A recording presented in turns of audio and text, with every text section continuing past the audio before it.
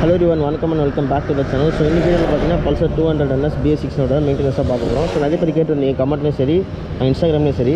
So அவங்களுக்காக இந்த video make பண்ணுறேன். ஸோ இந்த வீடியோவில் பார்த்தீங்கன்னா பல்சர் 200NS வந்து என்னென்ன மெயின்டெனன்ஸ் பண்ணணும், என்னென்ன செக் பண்ணணும் ரெகுலராக சொல்லிட்டு இந்த வீடியோவில் ஃபுல்லாக சொல்கிறேன்.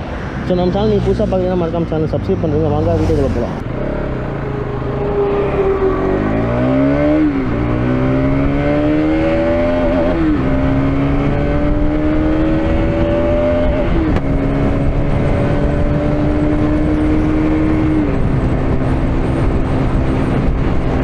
ஸோ ஃபஸ்ட்டு வந்து பல்சர் 200NS BS4க்கும் BS6க்கும் உள்ள வித்தியாசத்தை ஃபஸ்ட்டு பார்த்துருவோம். ஸோ மேஜராக என்ன அப்டேட் பண்ணியிருக்காங்க அப்படின்னு பார்த்தீங்கன்னா ஃபியூல் இன்ஜெக்ஷன் அப்டேட் பண்ணியிருக்காங்க, அதே மாதிரி எக்ஸ்ட்ராவாக எலக்ட்ரானிக்ஸ் அப்டேட் பண்ணியிருக்காங்க. ஸோ இது ரெண்டு தான் பார்த்தீங்கன்னா BS6க்கும் BS4க்கும் உள்ள டிஃப்ரென்ஸு. ஸோ இதில் என்ன டிஃப்ரென்ஸ் ஆக போகுது, மெயின்டெனன்ஸ் எல்லாமே காமன் தான் அப்படின்னு கேட்டிங்கன்னா எல்லாமே காமன் தான். பட் ஒரு சில விஷயம் மட்டும் பார்த்தீங்கன்னா நீங்கள் வந்து கொஞ்சம் கேர் எடுத்து பார்க்குற மாதிரி இருக்கும். BS6ல் BS4ல் வந்து அந்த ப்ராப்ளம் இருக்காது. ஸோ அது என்ன நான் சொல்கிறேன். ஸோ BS6 எடிஷனில் பார்த்தீங்கன்னா நீங்கள் ஃபியூலை வந்து ப்ராப்பராக வந்து மெயின்டைன் பண்ணணும். அட்லீஸ்ட் பார்த்தீங்கன்னா ஒரு 2 லிட்டராச்சும் இருந்து டேங்க்கில் இருக்கணும் எப்போவுமே ரிசர்வில். ஏன்னு பார்த்தீங்கன்னா இது வந்து ஃபியூல் இன்ஜெக்ஷன், ஓகேங்களா. ஸோ கார்பரேட் டைப்பில் பார்த்தீங்கன்னா நீங்கள் பெட்ரோல் போட்டிங்கன்னா அது வந்து கிராவிடேஷன் ஃபோர்ஸில் ஆட்டோமேட்டிக்காக வந்து இன்ஜினுக்கு வரும். பட் வந்து ஃபியூல் இன்ஜெக்ஷனில் அப்படி கிடையாது. ஸோ ஒரு பம்பு தான் பார்த்தீங்கன்னா ஃபியூலை சக் பண்ணி கம்ப்ரஸ் பண்ணி இன்ஜின் சென்ட் பண்ணுது. ஸோ அந்த பம்ப் என்ன ஆகும்னா நீங்கள் பெட்ரோலை ட்ரை பண்ணி ஓட்டுறப்ப பெட்ரோலை வந்து சரியாக சக் பண்ண முடியாமல் அது என்ன ஆகும்னா ஓவர் ஹீட் ஆகும். ஸோ அப்படி ஓவர் ஹீட் ஆகிறப்போ வந்து பம்ப் ஃபெயிலியர் ஆகிறதுக்கு நிறைய சான்சஸ் இருக்குது. அதே மாதிரி பார்த்தீங்கன்னா பம்பை வந்து ஸ்டக் ஆகும் ஒரு சில டைமில். ஸோ நீங்கள் வந்து நிறைய டைம் வந்து ட்ரை பண்ணியே ஓட்டிகிட்டே இருந்தீங்கன்னு வச்சிங்களேன். ஸோ ஒரு சில டைம்லாம் பார்த்தீங்கன்னா இப்போ கீ ஆன் பண்ணிங்கன்னா இன்ஜினுக்குள்ள ஒரு நாய்ஸ் வரும். அதுதான் வந்து ஃபியூல் பம்போட நாய்ஸ். ஸோ அது என்ன ஆகுனா பாதியிலே நின்றோம். அப்படின்னா வந்து நீங்கள் ட்ரைவ் பண்ணிட்டு இருக்கும்போது பார்த்தீங்கன்னா திடீர்னு வந்து பைக் ஆஃப் ஆயிரும். ஸோ அது என்னென்னு பார்த்தீங்கன்னா பம்பு ஸ்டக்குன்னு சொல்லுவாங்க. ஸோ அந்த டைமில் நீங்கள் டேங்கை தட்டினீங்கன்னா வந்து திரும்ப ரன் ஆகும். ஸோ இந்த ஃபால்ட் வரும். ஸோ ஃபியூல் இன்ஜெக்ஷன் பைக், அதாவது கம்பல்சரி எல்லா ஃபியூல் இன்ஜெக்ஷன் பைக்லையும் பார்த்தீங்கன்னா மினிமம் 2 லிட்டர்ஸ் ஆச்சு மெயின்டைன் பண்ணணும். ஸோ 200NSல ஃபஸ்ட்டு நம்ம செக் பண்ண வேண்டியது அதுதான். ஸோ அடுத்து நம்ம செக் பண்ண வேண்டியது BS6 பைக்கில் பார்த்தீங்கன்னா வாட்டர் வாஷ் பண்ணுறப்ப வந்து கொஞ்சம் சேஃப்டியாக பண்ணணும். அதாவது வந்து இது வந்து எலக்ட்ரானிக்ஸ் வந்து கொஞ்சம் அதிகம் இந்த பைக்கில், BS6ல எல்லா பைக்லையுமே. ஸோ அது வந்து எல்லாமே பார்த்தீங்கன்னா ECM போர்ட்டில் தான் கண்ட்ரோல் பண்ணுறாங்க. ஸோ அந்த ECM போர்ட்லாம் பார்த்தீங்கன்னா பைக்கோட சீட்டுக்கு கீழே தான் இருக்கும். ஸோ ஒரு சில சர்வீஸ் சென்டர் என்ன பண்ணுவாங்கன்னா சீட்டெல்லாம் கழட்டிட்டு வந்து வாட்டர் வாஷ் பண்ணுவாங்க ஃபுல்லாக. ஸோ அந்த மாதிரி வாட்டர் வாஷ் பண்ணாதீங்க. முடிஞ்ச அளவுக்கு வந்து ஏர் ப்ரெஷர் வச்சு க்ளீன் பண்ணுங்கள். சப்போஸ் வாட்டர் வந்து ECM போர்டில் போயிடுச்சுன்னா வந்து ஷார்ட் சர்க்யூட் ஆகிறது நிறைய சான்சஸ் இருக்குது. அதே மாதிரி ECM போர்டோட எக்ஸ்பென்ஸும் பார்த்தீங்கன்னா ரொம்ப அதிகமாக இருக்கும். ஸோ நீங்கள் கார்லாம் பார்த்தீங்கன்னா இன்ஜின் வாஷ் பண்ணும்போது வந்து பேட்டரி டிஸ்கனெக்ட் பண்ணுவாங்க. பட் பார்த்தா பைக்கில் வந்து அது மாதிரி பண்ண மாட்டாங்க. ஸோ பேட்டரி டிஸ்கனெக்ட் பண்ணவே மாட்டாங்க, அப்படியே தான் வாட்டர் வாஷ் பண்ணுவாங்க. ஸோ இதனால் வந்து எலக்ட்ரிக்கல் ஷார்ட் சர்க்யூட் ஆகிறது நிறைய சான்சஸ் இருக்குது. ஸோ செகண்டாக வந்து நம்ம இதை செக் பண்ணணும் BS6ல். ஸோ இது ரெண்டு தான் பார்த்தீங்கன்னா BS6க்கு செப்பரேட்டாக பார்க்க வேண்டியது. ஸோ இதுக்கப்புறம் நான் சொல்ல போகிறது எல்லாமே பார்த்தீங்கன்னா BS4க்கும் BS6க்கு எல்லாமே காமன் தான். இப்போ ஃபஸ்ட்டு நம்ம வந்து பைக்கோட இன்ஜின் மெயின்டெனன்ஸ் வந்து வரும்.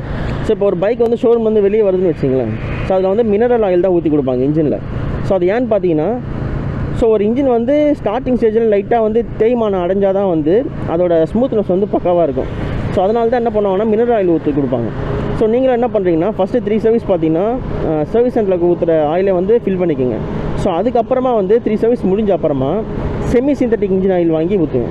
ஸோ செமி சிந்தட்டிக் ஊற்றினீங்கன்னா வந்து லூப்ரிகேஷன் வந்து ஃபுல்லி சிந்தட்டிக்கோட கொஞ்சம் கம்மியாக தான் இருக்கும். நீங்கள் இந்த மாதிரி மெயின்டைன் பண்ணிட்டு வரும்போது என்ன ஆகும்னா இன்ஜினோட தேய்மானம் பார்த்தீங்கன்னா ப்ராப்பராக இருக்கும். அதே மாதிரி இன்ஜினோட ஸ்மூத்னஸும் வந்து சூப்பராக இருக்கும். ஸோ வீக்லி ஒன்ஸ் பார்த்தீங்கன்னா இன்ஜின் ஆயில் வந்து செக் பண்ணிட்டே இருங்க. ஸோ இந்த 200NSல பார்த்தீங்கன்னா ரைட் ஹேண்ட் சைடில் ஒரு சின்ன கிளாஸ் மாதிரி கொடுத்துருப்பாங்க. ஸோ அந்த கிளாஸில் வந்து லெவல் தெரியும். ஸோ அந்த லெவல் வந்து கரெக்டாக இருக்கான்னு செக் பண்ணிட்டே இருங்க. அதே மாதிரி வந்து கம்பல்சரி இன்ஜின் ஆயில் பார்த்தீங்கன்னா இப்போ நீங்கள் வந்து செமி சிந்தட்டிக் ஊற்றுறீங்க அப்படின்னா வந்து கம்பல்சரி ஒரு 3000 கிலோமீட்டர்ஸ் வந்து ரீப்ளேஸ் பண்ணிடுங்க. அதே நீங்கள் ஃபுல்லி சிந்தட்டிக் ஊற்றுறீங்க அப்படின்னா வந்து ஒரு 4000 5000 கிலோமீட்டர்ஸ்க்குள்ளே வந்து ரீப்ளேஸ் பண்ணிடுங்க. நம்ம அடுத்ததாக செக் பண்ண வேண்டியது என்னென்னா பைக்கோட கூலண்ட் ஆயில். ஸோ ரேடியேட்டரில் பார்த்தீங்கன்னா ஒரு லெவல் கொடுத்துருப்பாங்க மினிமம் மேக்ஸிமம் அப்படின்னு சொல்லிட்டு. ஸோ எப்போயுமே பார்த்தீங்கன்னா ஒரு ஆஃப்லேயே வந்து மெயின்டைன் பண்ணுங்கள். ஸோ அது கீழே வந்து ட்ரை ஆக விடாதீங்க மினிமம் கிட்டலாம். ஏன்னு பார்த்தீங்கன்னா பைக் ஓவர் ஹீட் ஆகிடுச்சுன்னா பைக் சீஸ் ஆகிறது நிறைய சான்சஸ் இருக்குது. அதே மாதிரி புது பைக்கில் ஒரு சில பைக்கில் பார்த்தீங்கன்னா கூலண்ட் ஆயில் வந்து எவாப்ரேட் ஆகும். ஸோ அதை நோட் பண்ணணும் கம்பல்சரி. ஸோ அந்த லெவல் வந்து தினைக்கும் வந்து டிக்ரீஸ் ஆகிட்டே வருதா அப்படின்னு சொல்லிட்டு. ஸோ அந்த மாதிரி டிக்ரீஸ் ஆச்சுன்னா வந்து ஷோரூமில் கேளுங்க, போயிட்டு அட்வைஸ் கேளுங்க என்ன சொல்கிறாங்க பாருங்கள். சப்போஸ் கூலண்ட் லீக்கும் இருக்கலாம், அப்படின்னா வந்து கூலண்ட்டை வந்து எவாப்ரேட் ஆகும் ஒரு சில புது பைக்கில். ஸோ அது ஒரு கொஞ்ச நாள் ஆகும், அதுக்கப்புறம் பார்த்தீங்கன்னா ஸ்டாப் ஆயிரும். ஸோ நீங்கள் திரும்ப கூலண்ட்டை டாப் அப் பண்ணும்போது அந்த மாதிரி ரெடியூஸ் ஆகாது. மோஸ்ட்லி புது பைக்கில் பார்த்தீங்கன்னா கூலண்ட் லீக் வர சான்சஸ் இல்லை. சப்போஸ் கூலண்ட் ரெடியூஸ் ஆச்சுன்னா அப்படின்னா வந்து கூலண்ட் வந்து எவாப்ரேட் ஆகுதுன்னு அர்த்தம். ஸோ அது வந்து புது இன்ஜினுக்கு கொஞ்ச நாள் ஆகும் செட் ஆகிறதுக்கு. அதுக்கப்புறம் வந்து அது ஆட்டோமேட்டிக்காக நின்றும். ஸோ அடுத்ததாக பார்த்தீங்கன்னா நிறைய பேருக்கு இருக்கக்கூடிய டவுட்டு தான் இது. ஸோ நிறைய பேர் கமெண்ட்லேயே கேட்டிருக்காங்க ப்ரோ செயின் ஸ்ப்ராக்கெட் நாய்ஸ் வருதா அப்படின்னு சொல்லிட்டு. நிறைய பல்சர் பைக்கில் பார்த்தீங்கன்னா செயின் ஸ்ப்ராக்கெட் நாய்ஸ் வரும். என்ன சொல்கிறேன்னா வந்து இப்போது ஒரு 1 வீக் வந்து மழை வந்து அதில் ஓட்டிங் வச்சிங்களேன். ஸோ அந்த டைமில் என்ன ஆயிருக்கும்னா செயின் வந்து ஒரு மாதிரி அந்த ஆயிலெலாம் போயிட்டு நல்லா ரொம்ப ரஃப் ஆயிரும். ஸோ நீங்கள் என்ன யோசிச்சிருப்பீங்க, ஸோ ஓகே நெக்ஸ்ட் வீக் போட்டுக்கலாம் ஆயில் அப்படின்னு சொல்லிட்டு நீங்கள் ஒரு 1 வீக் ஓட்டுவீங்க. அந்த 1 வீக்லேயே பார்த்தீங்கன்னா அந்த செயின் வந்து டேமேஜ் ஆகிடும். அது ஒரு மாதிரி கிறிஸ் ஆகிரும். ஸோ உங்களுக்கு நோட் பண்ண தெரியாது. ஸோ நீங்கள் என்ன யோசிப்பீங்க, புது செயின் தானே அதுக்குள்ளே எப்படி நாய்ஸ் வருது அப்படின்னு சொல்லிட்டு நீங்கள் போவீங்க. பட் அந்த 1 வீக் கேப்பில் தான் பார்த்தீங்கன்னா அது அவ்வளோ டேமேஜ் ஆகிருக்கும். நீங்கள் கிளியராக நோட் பண்ணிங்கன்னா தெரியும். செயின் ஸ்ப்ராக்கெட்டை மட்டும் எப்போயுமே சரி நீங்கள் ஆயில் ஸ்ப்ரே பண்ணுறப்ப மந்த்லி ஒன்ஸ் வந்து ஃபுல்லாக க்ளீன் பண்ணுறீங்க பெட்ரோல் போட்டு. ஸோ பெட்ரோல் போட்டு வாஷ் பண்ணிட்டு நீங்கள் லூப் அடிச்சிங்கன்னா அந்த செயினோட நாய்ஸ் சுத்தமாக வராது. அதே மாதிரி வந்து செயினோட லைஃப் நல்லாயிருக்கும். அதே மாதிரி செயின் ஸ்ப்ராக்கெட்டோட அட்ஜஸ்ட்மெண்ட் வந்து ப்ராப்பராக இருக்குன்னு பாருங்கள். ஒரு சில பைக்லாம் பார்த்தீங்கன்னா செயின் ஸ்ப்ராக்கெட் ரொம்ப லூஸாக இருக்கும், ரொம்ப ஆடும். ஸோ அதிலே வந்து நாய்ஸ் கிரியேட் ஆகும். அடுத்ததாக நம்ம செக் பண்ண வேண்டியது என்னென்னா பைக்கோட பிரேக் ஆயில். ஸோ வந்து ஃப்ரண்ட்லேயும் சரி ரியர்லேயும் சரி செப்பரேட்டாக வந்து ஒரு ஆயில் கண்டெய்னர் கொடுத்துருப்பாங்க. ஸோ அதில் மினிமம் மேக்ஸிமம் சொல்லிட்டு ஒரு லைன் மாதிரி கொடுத்துருப்பாங்க. ஸோ டிஸ்க் ஆயில் வந்து ப்ராப்பராக மெயின்டைன் ஆயிருக்கா அப்படின்னு சொல்லி செக் பண்ணுங்கள். ஸோ ஃப்ரண்ட்டில் பார்த்தீங்கன்னா ஒரு கிளாஸ் இருக்கும், சின்ன கிளாஸு. ஸோ அதில் நீங்கள் செக் பண்ணலாம். ரியரில் பார்த்தீங்கன்னா வந்து ஒரு சின்ன பாக்ஸ் மாதிரி இருக்கும், கண்டெய்னர் மாதிரி. அதில் 2 லைன் கொடுத்துருப்பாங்க மினிமம் மேக்ஸிமம். ஸோ நீங்கள் அதுலேயும் செக் பண்ணிக்கலாம் டிஸ்க் ஆயில் வந்து ப்ராப்பராக இருக்கா அப்படின்னு. டிஸ்க் ஆயில் கம்மியாக இருக்கும்போது என்ன ஆகும்னா ஏபிஎஸ் பைக்கில் வந்து மால் ஃபங்க்ஷன் ஆகும். ஸோ உங்களுக்கு வந்து இங்கே இண்டிகேஷன் காமிக்கும் கிளியராக. ஸோ டிஸ்க் ஆயில் வந்து எப்போவுமே வந்து ப்ராப்பராக மெயின்டைன் பண்ணுங்கள். அடுத்ததான் வந்து நம்ம ஒவ்வொரு வாட்டியும் சர்வீஸ் பண்ணும்போது ஒரு சில இடத்துல வந்து ஆயில் ஸ்ப்ரே பண்ணணும் ரெகுலராக. ஸோ அப்போ தான் வந்து பைக் வந்து ஸ்மூத்தாக இருக்கும் நீங்கள் அதை ஆக்சஸ் பண்ணும்போது. ஸோ அது எங்கெல்லாம் பார்த்தீங்கன்னா ஃபஸ்ட்டு லாக் செட்டு, நெக்ஸ்ட் வந்து பெட்ரோல் டேங்க் மேலே இருக்கிற லாக் செட்டு, ஸோ அங்கே அப்புறம் வந்து சீட் லாக் செட்டு, நெக்ஸ்ட் வந்து food rest, side stand, centre stand, clutch liver கிட்ட. ஸோ இங்கெல்லாம் பார்த்தீங்கன்னா நீங்கள் கொஞ்சமாக வந்து ஆயில் ஸ்ப்ரே பண்ணும்போது என்ன ஆகுனா உங்களுக்கு ஸ்மூத்தாக இருக்கும் யூஸ் பண்ணும்போது. ஸோ இப்போ நான் சொன்ன இடம்லாம் வந்து ப்ராப்பராக இல்லைனாவே வந்து எப்படி ஃபீல் ஆகும்னு பார்த்தீங்கன்னா பைக் எதுவும் மெயின்டைன் பண்ணாத மாதிரியே ஃபீல் ஆகும். ஸோ இதெல்லாம் வந்து பேசிக்ஸ் நம்ம வந்து தினம் யூஸ் பண்ணுற ஏரியா அது, ஓகேங்களா. ஸோ அதெல்லாம் வந்து ப்ராப்பராக நம்ம ஆயில் மெயின்டைன் பண்ணிகிட்டே வந்தோம்னா நம்மளுக்கு வந்து அந்த ஃபீல் இருக்காது. ஓகே பைக் எதுவும் மெயின்டைன் பண்ணாமல் விட்டோமோ அந்த ஃபீல்லாம் இருக்காது, கரெக்டாக இருக்கும்.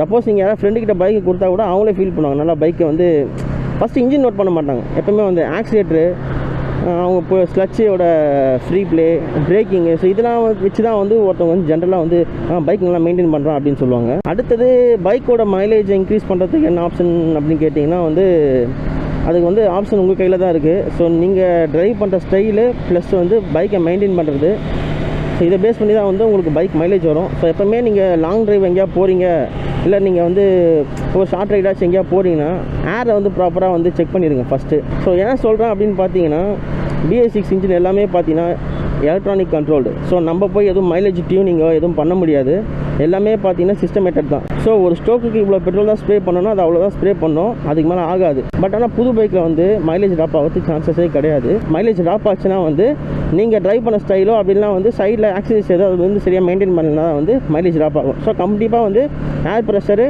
ப்ளஸ் நீங்கள் டிரைவிங் ஸ்டைலில் வந்து ப்ராப்பராக வச்சுருந்தீங்கன்னாவே பைக்கோட மைலேஜ் வந்து கிளியராக இருக்கும், கான்ஸ்டண்ட்டாக இருக்கும். நெக்ஸ்ட்டு வந்து பைக்கோட க்ளீனிங் பற்றி பார்க்கலாம். ஸோ ஒரு சிலவங்களாம் பார்த்தீங்கன்னா தினம் வந்து டஸ்ட் வந்து தொடச்சிட்டே இருப்பாங்க பைக்கில். ஸோ அது மாதிரி பண்ணாதீங்க. அது ஏன்னா அந்த டஸ்ட் என்ன பண்ணால் மேலே பைக் மேலே இருக்க பெயிண்ட்டை வந்து ஸ்க்ராச் பண்ணி விட்டோம், அது உங்களுக்கு கண்ணுக்கு தெரியாது.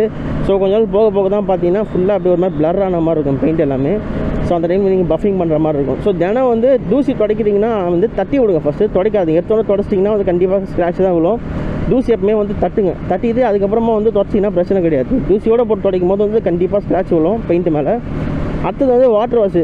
ஸோ ஒரு ரிப்பீட்டடாக வந்து வாட்டர் வாஷ் பண்ணிகிட்டே இருக்காதிங்க, அது வந்து ரஸ்ட் ஆகிறதுக்கு சான்சஸ் இருக்குது.